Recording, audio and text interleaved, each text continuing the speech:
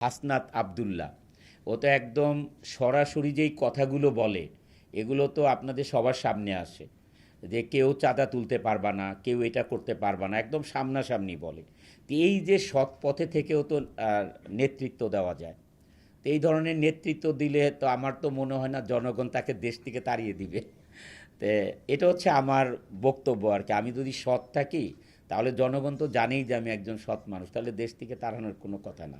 He is very transparent, কাজ ভালো লাগে, আমি এটা দেখেছি, যেটা সত্যি কথা এটা আমরা সবার সামনেই বলতে পারবো, কারণ এটা তো আর লুকানো জিনিস না। সব সময় ফেসবুক, ইউটিউব সব জায়গায় প্রচার হচ্ছে, তার এটা আপনাদের মাধ্যমেই প্রচার হচ্ছে, আমরা দেখছি।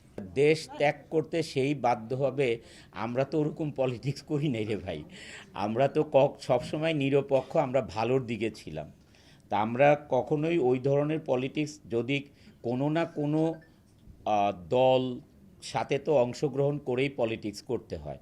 তা আমি যদি আমাকে ঠিক রাখি তাহলে আমাকে দেশ ত্যাগ করতে হবে কেন? আমি সৎ পথে থাকবো। আমরা তো এই যে এখন দেখি এনসিবির যে একজন নেতা আছে আমাদের, এই হাসনাত আব্দুল্লাহ, ও তো একদম সরাসরি যেই কথাগুলো বলে এগুলো তো আপনাদের সবার সামনে আসে যে কেউ চাঁদা তুলতে পারবা না, কেউ এটা করতে পারবা না, একদম সামনাসামনি বলে। তো এই যে সৎ পথে থেকেও তো নেতৃত্ব দেওয়া যায়। তো এই ধরনের নেতৃত্ব দিলে তো আমার তো মনে হয় না জনগণ তাকে দেশ থেকে তাড়িয়ে দিবে। তো এটা হচ্ছে আমার বক্তব্য আর কি। আমি যদি সৎ থাকি তাহলে জনগণ তো জানেই যে আমি একজন সৎ মানুষ, তাহলে দেশ থেকে তাড়ানোর কোনো কথা না।